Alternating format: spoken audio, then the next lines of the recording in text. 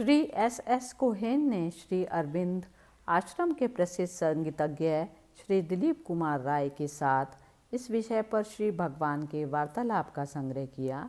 आइए जानते हैं। दिलीप ने पूछा कि कुछ लोगों का कहना है कि महर्षि गुरु की आवश्यकता नहीं समझते, दूसरे इसके विपरीत कहते हैं।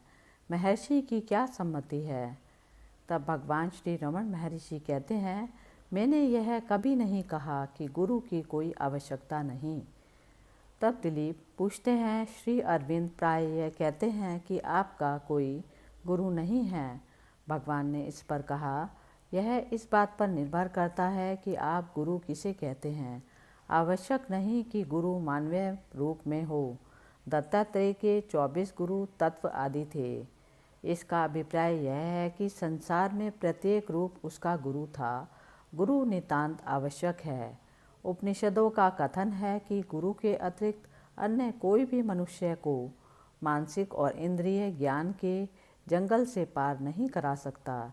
इसलिए गुरु का होना अत्यंत आवश्यक है। तब दिलीप ने कहा, मेरा अभिप्राय मानव गुरु से है।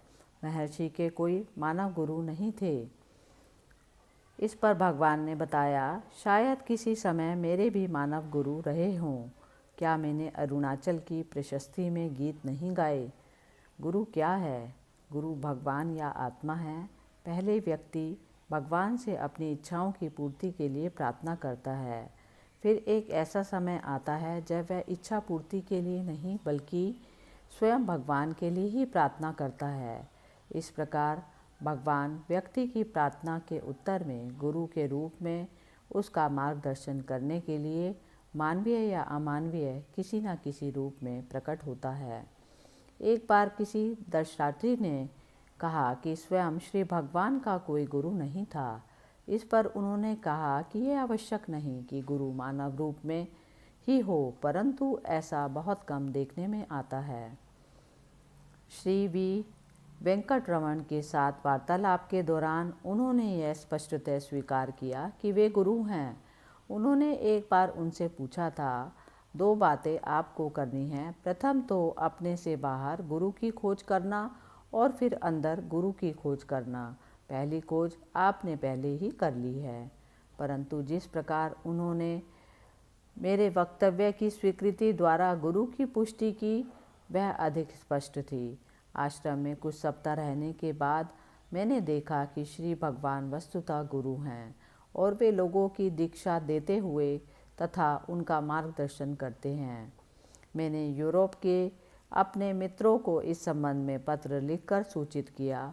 पत्र भेजने से पहले श्री भगवान को दिखाया और उनकी अनुमति मांगी। उन्होंने अपनी स्वीकृति दे दी और मुझे लौटाते हुए कहा, आप यह पत्र भेज दें। गुरु होने का अभिप्राय है दीक्षा और उपदेश देना।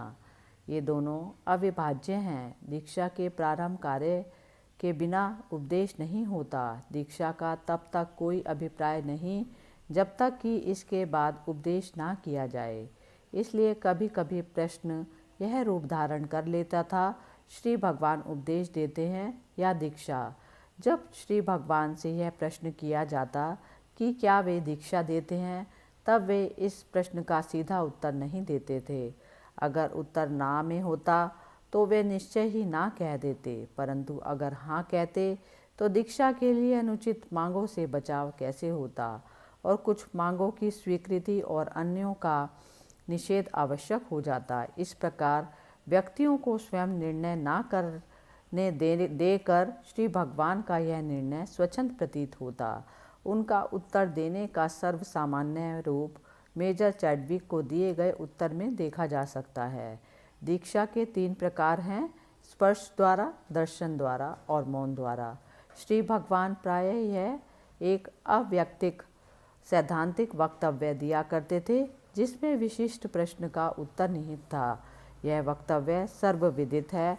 हिंदुओं के अनुसार दीक्षा के 3 प्रकार एक पक्षी, मछली और कछुए के उदाहरण से स्पष्ट किए जाते हैं। पक्षी अपने अंडों को सेने के लिए उन पर बैठता है। मछली को केवल उनकी ओर देखना भर पड़ता है और कछुए को केवल उनका ध्यान करना पड़ता है। दर्शन या मौन द्वारा दीक्षा इस युग में अत्यंत दुर्लभ हो गई। यह अरुणाचल की दक्षिणामूर्ति की मौन दीक्षा है और दीक्षा की यह पुकार श्री भगवान द्वारा उपदिष्ट आत्म अन्वेषण के प्रत्यक्ष मार्ग के विशेषतः अनुरूप है। इसलिए यह आंतरिक रूप से और एक सुविधाजनक कवच के रूप में उपयोगी है। दर्शन द्वारा दीक्षा वास्तविक चीज थी।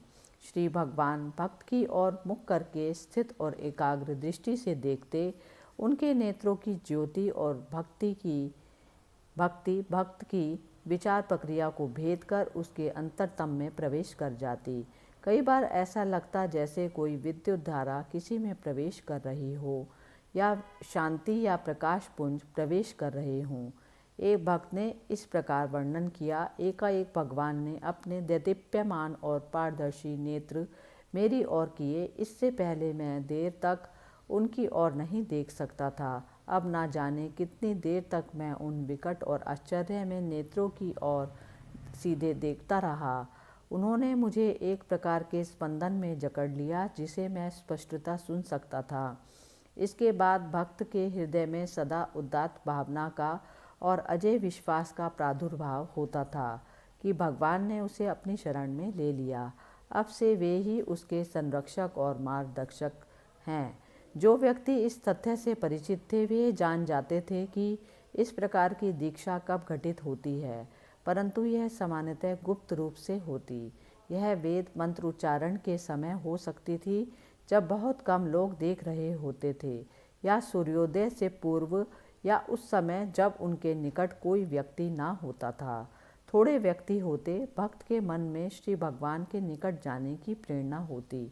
मौन द्वारा दीक्षा भी इतनी वास्तविक थी कि यह उन भक्तों के हृदय में प्रवेश करती थी जो तिरुवन्नमलाई में शारीरिक रूप से जाने में असमर्थ होकर अपने हृदयों में भगवान की ओर अंतर्मुख होते थे।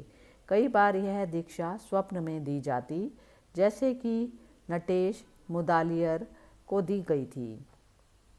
एक बार भक्त को अपनी शरण में लेने और उसे मौन दीक्षा देने के बाद अपने मार्गदर्शन और संरक्षण के संबंध में श्री भगवान से बढ़कर कोई भी शिक्षक अधिक कृत निश्चय नहीं था।